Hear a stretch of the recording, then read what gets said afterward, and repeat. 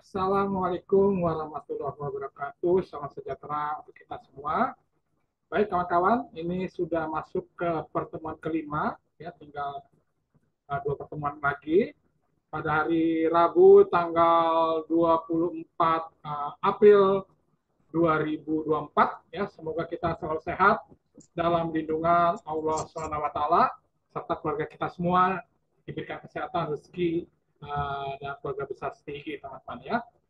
Baik, dalam pertemuan kelima kita mulai saja teman-teman ya, sembari kita tunggu kawan-kawan yang lain ya. Teman-teman bisa lihat saya di kamera kedua, oke. Ya, saya akan share kepada kawan-kawan ya. Oke, saya akan share kepada teman-teman semuanya. Oke. Ya, kita akan langsung saja dalam bisnis internasional atau internasional bisnis ya. Dan kita akan mulai saja teman-teman ya. Dan mohon nanti kawan-kawan untuk absensi wajib on kamera ya, sebagai bukti kita telah melakukan pembelajaran online ya. Nah, kawan-kawan, dalam bisnis internasional kita akan bicara tentang sistem moneter internasional khususnya di Indonesia atau International Monetary System ya. Pada hari ini Rabu 24 April 2024 pukul 10 pagi sampai selesai. Terus kawan-kawan mohon perhatikan untuk kerjakan tugas studi kasus keempat, ini yang terakhir dalam mata kuliah bisnis internasional ya. Saya masih menunggu kawan-kawan, belum ada yang mengirimkan ya. Usahakan kirimkan dengan baik sehingga saya ada bukti kepada pimpinan bahwa uh, tugas tugas sudah dikerjakan dengan baik teman-teman ya. Usahakan kawan-kawan dapatkan nilai A ya. Saya ulang lagi, usahakan kawan-kawan untuk dapatkan nilai A. Ya, kita mulai kawan-kawan. Iya, oke. Nah, tentunya kita akan lihat apa sih sejarah sistem moneter internasional, ini teman-teman. Ya, moneter internasional adalah sistem finansial atau keuangan yang memainkan peranan sentral, ya, atau peranan penting dalam ekonomi politik global sejak akhir abad 19. Ya, tentunya awal pembentukan sistem ini melalui berbagai transformasi dalam menanggapi tentunya perubahan kondisi politik dan ekonomi, ya, baik dalam negeri atau domestik maupun internasional. Kawan-kawan, perubahan yang paling dramatis adalah krisis dalam bagaimana pengintegrasian moneter internasional dalam rezim internasional selama bertahun-tahun dalam perang dunia atau interwar ya. Tentunya transformasi kedua terjadi setelah perang dunia kedua ya. Saya tidak akan menjelaskan terlalu banyak ya tentang sejarah ketika ada sistem Bretton Woods tengah berjalan.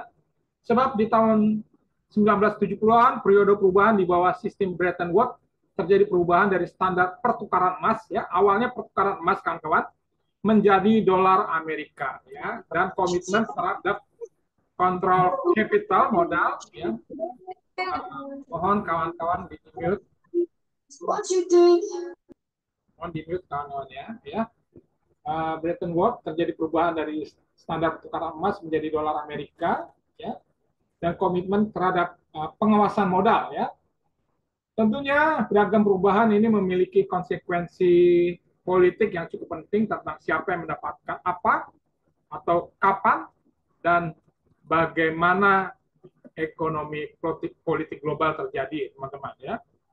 Lalu berikutnya kita lihat kawan-kawan. Ya, mohon diperhatikan.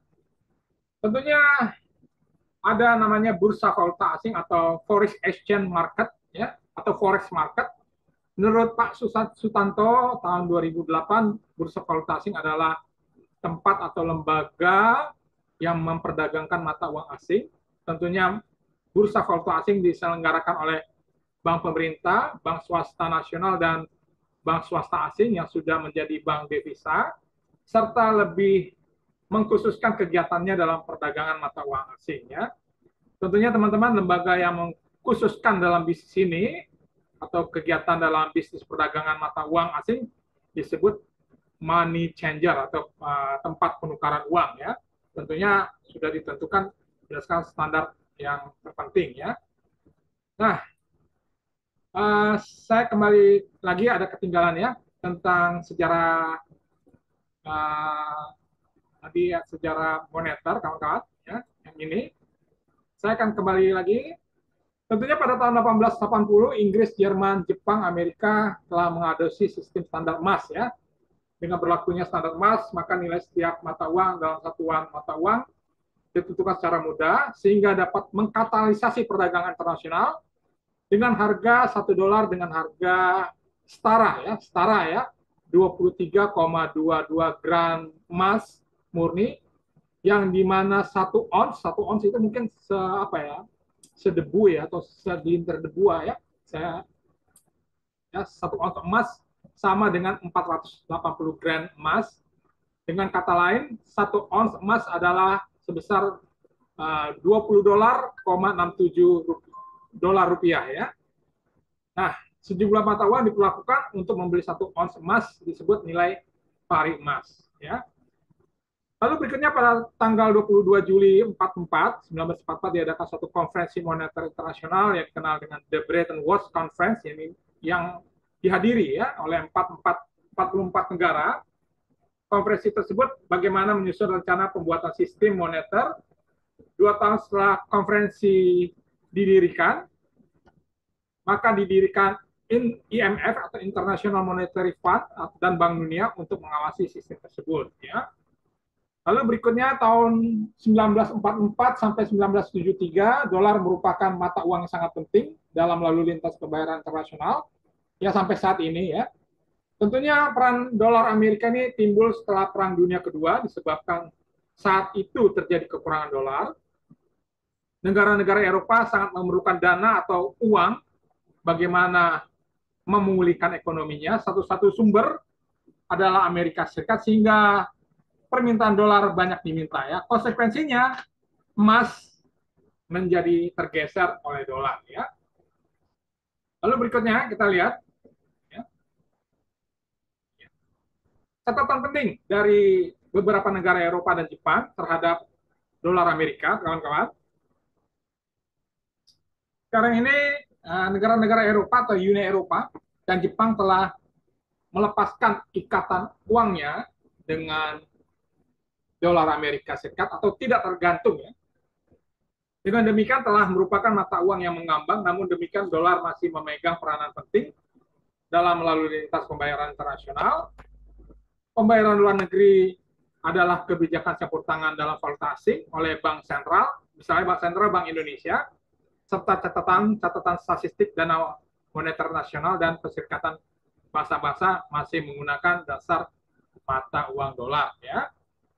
Nah, berikutnya tentunya tadi saya sudah ceritakan tentang bursa valuta asing atau forex market ya, di mana lembaga yang mengkhususkan kegiatan dalam bisnis perdagangan mata uang asing disebut money changer ya. Tentu diselenggarakan oleh bank pemerintah, bank swasta nasional, bank swasta asing yang sudah menjadi bank devisa, serta lembaga-lembaga yang mengkhususkan kegiatannya dalam perdagangan mata uang asing ya. Lalu nanti kawan-kawan coba saya hanya memberikan istilah beberapa singkat ya, ada istilah tentang kurs valuta asing ya, yaitu kurs beli ya. Ini menunjukkan harga beli valuta asing pada saat bank atau money changer membeli valuta asing atau pada saat seseorang menukarkan valuta asing dengan rupiah. Ya. Atau juga kurs jual ya, adalah menunjukkan harga jual valuta asing pada saat bank atau money changer menjual valuta asing pada saat seseorang menukarkan rupiah dengan valuta asing ya. Lalu ada kurs tengah, adalah kurs tengah merupakan selisih atau selisih dalam harga ya antara kurs jual dan kurs beli ya. Tentunya teman-teman sudah pernah mempelajari dalam ilmu mata kuliah manajemen investasi teman-teman ya. Mohon dilihat lagi ya, dipelajari lagi teman-teman ya. Oke. Lalu berikutnya kita akan lihat lagi fungsi bursa valuta asing diantaranya adalah mentransfer daya beli uang antar negara, tentunya terjadi perdagangan ya, ekspor impor. Lalu juga bisa menyediakan kredit bagi perdagangan luar negeri.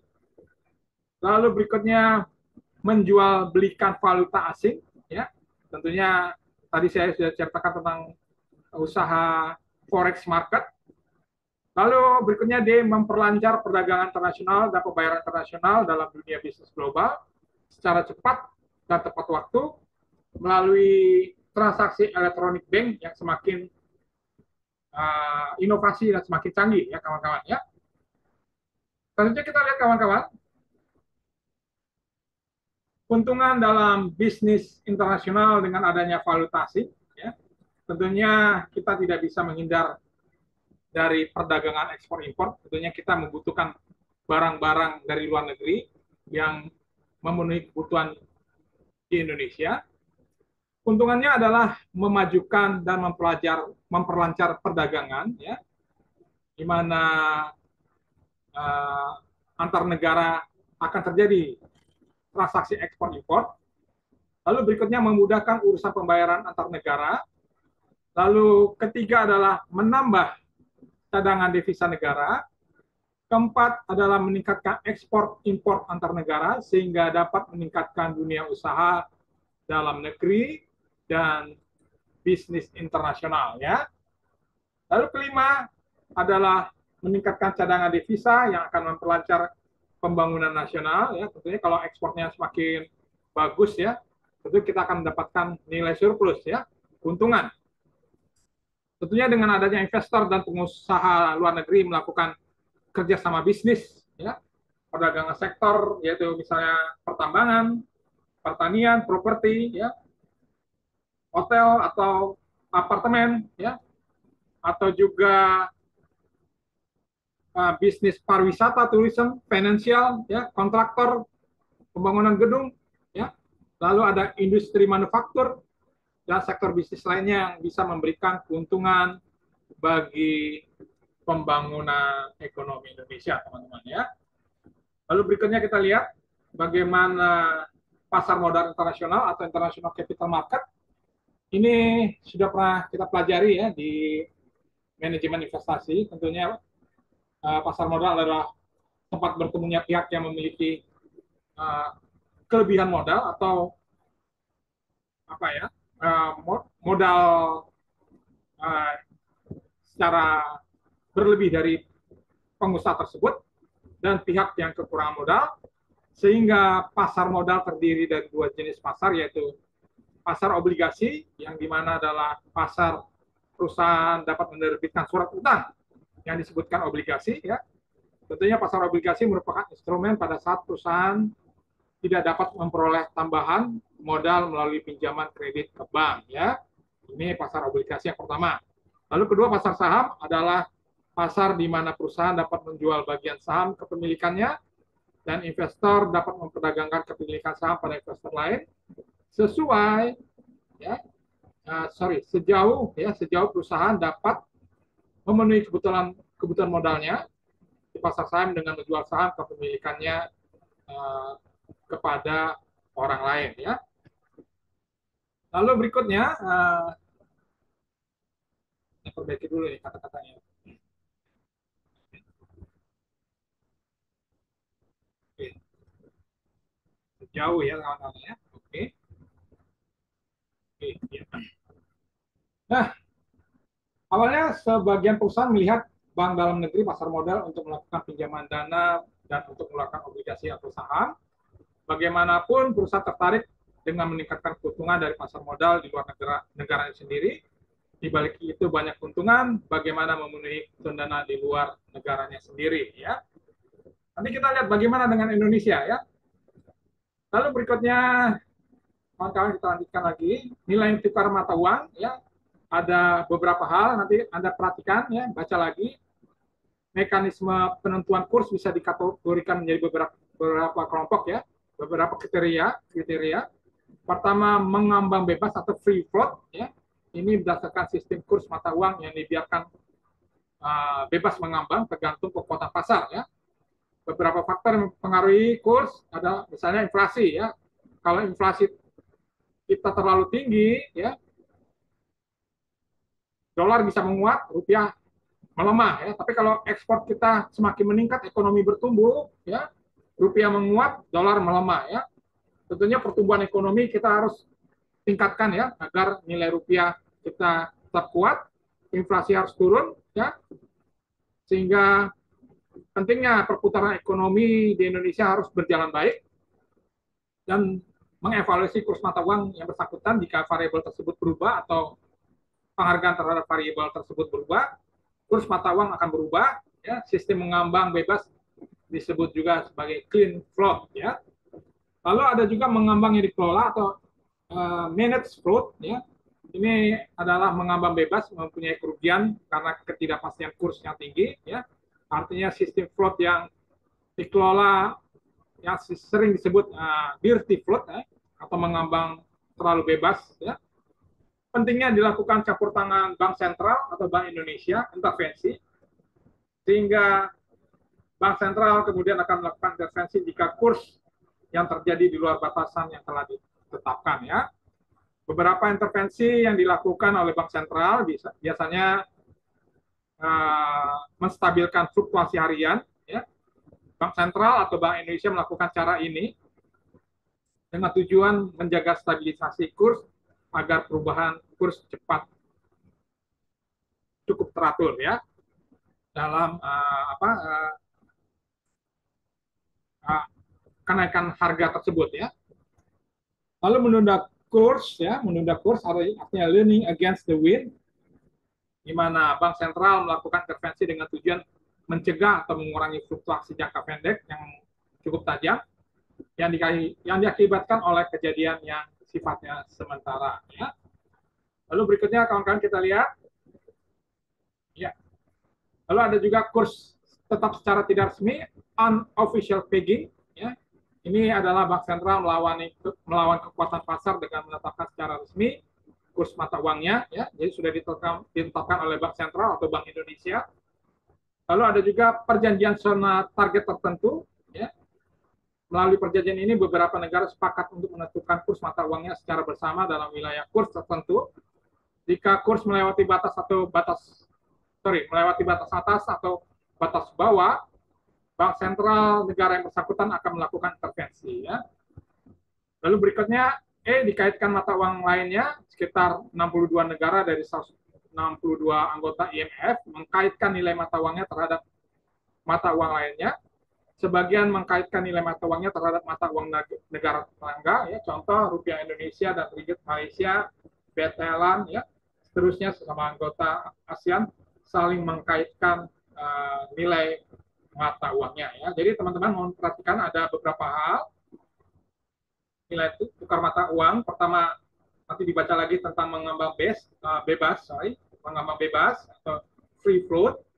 Lalu berikutnya mengambang yang dikelola managed float. Ya. Ini strategi-strategi yang dilakukan Bank Sentral, ya, sama juga yang dilakukan oleh Bank Indonesia.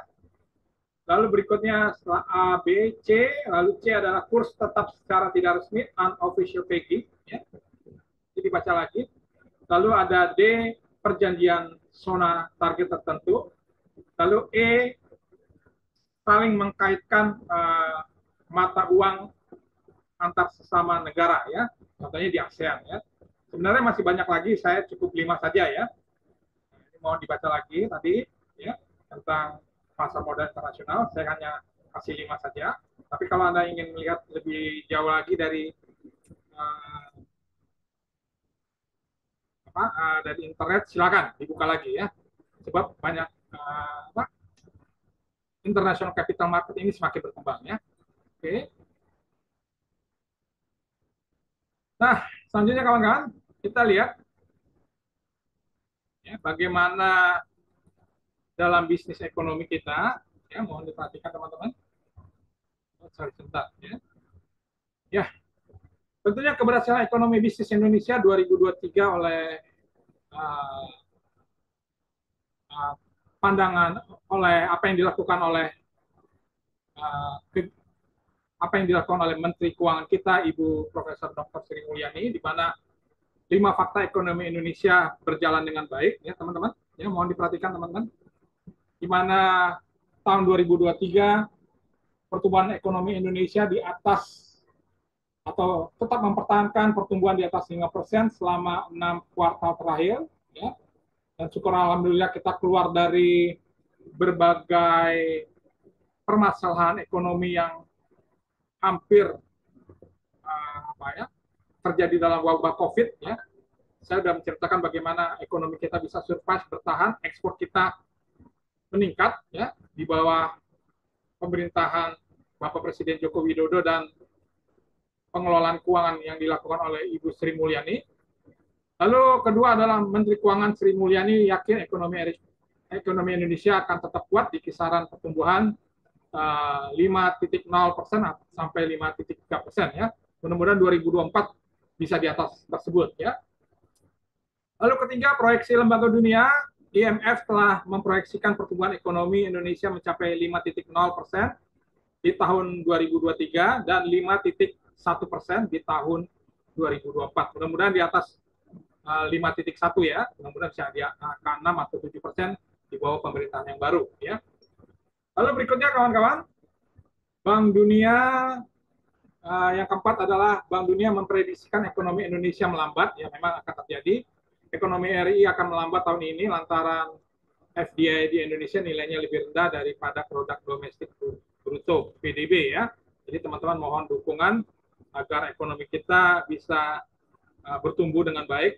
Tentunya bagaimana kita mencintai produk-produk kita ya, menggunakan produk-produk Indonesia ya. Lalu kelima, di mana Ibu Sri Mulyani menyatakan pertumbuhan stabil jelang pemilu ya, kita sudah melewati pemilu ini, alhamdulillah ya. Sri Mulyani mengatakan bahwa pertumbuhan konsumsi diprediksikan akan tetap stabil menjelang pemilu 2024 dan kita sudah lalui dan alhamdulillah ekonomi Indonesia berjalan dengan baik ya. Nah, lalu bagaimana kita lihat prospek pertumbuhan ekonomi bisnis Indonesia 2024, di mana prospek ekonomi Indonesia 2024 mohon kawan-kawan juga mendukung ya, di mana Bank Indonesia menyampaikan laporan prospek ekonomi domestik 2004 dalam pertemuan tahunan BI tanggal 29 November. Dalam pertemuan tersebut mendukung perekonomian 2024 serta bauran kebijakan untuk mencapai prospek tersebut. Tadi kita mengharapkan pertumbuhan 5,1 ya, diharapkan pertumbuhan ekonomi 4,7 atau sampai di 5,5% ya, 5,5% pertumbuhan ekonomi. Lalu inflasi kita harapkan 2,5% atau tambah 1% atau 3% ya. Mudah-mudahan 2,5% inflasi terendah. Lalu pertumbuhan kredit pinjaman ya, artinya prospek perekonomian domestik 2024 kita lihat pertumbuhan kredit 10 sampai 12% ya, artinya pinjaman kredit meningkat, artinya ekonomi kita bergerak dengan baik. Lalu pertumbuhan perbankan digital 23,2% ya, melalui pinjaman-pinjaman digital kawan-kawan ya.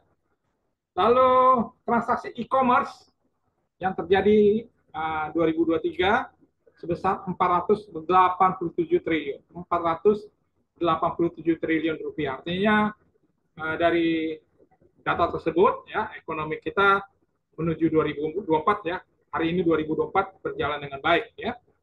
Lalu faktor pendukung ekonomi 2024 kita lihat bagaimana peningkatan konsumsi dan investasi ya, semakin meningkat. Lalu pengendalian inflasi agar tetap rendah ya, kita harus menjaga ekonomi kita tetap baik kawan-kawan. Lalu kenaikan gaji aparatur sipil negara semakin baik, pembangunan infrastruktur di ibu kota negara IKN Nusantara sudah berjalan dengan baik, penguatan ekspor komoditas Indonesia sudah baik ya. Saya sudah pernah melampirkan datanya, ekspor kita meningkat dan menghasilkan surplus. Lalu keberlanjutan kebijakan hilirisasi sumber daya alam ya. Lalu ketahanan sistem keuangan dari dampak gejolak global ya, sudah bertahan ya. Lalu bauran kebijakan untuk mencapai prospek ya. Pertama, pemerintah sudah melakukan menjaga laju inflasi dan stabilitas nilai tukar rupiah agar tidak terpengaruh gejolak global ya. Artinya rupiah kita masih bertahan. Lalu pertumbuhan kerjasama sistem pembayaran retail antar negara melalui QRIS dan BI Fast ya, dengan negara ASEAN maupun negara Asia lainnya. Lalu mendukung pembiayaan pertumbuhan ekonomi berkelanjutan dan pendalaman pasar uang. Lalu berikutnya adalah pengembangan BI Fast ya, yang terintegrasi dengan gerbang pembayaran nasional ya. Lalu berikutnya borong kebijakannya. Selanjutnya adalah pengembangan pusat data transaksi pembayaran didukung teknologi kecerdasan buatan, ya, teknologi kecerdasan buatan atau artificial intelligence.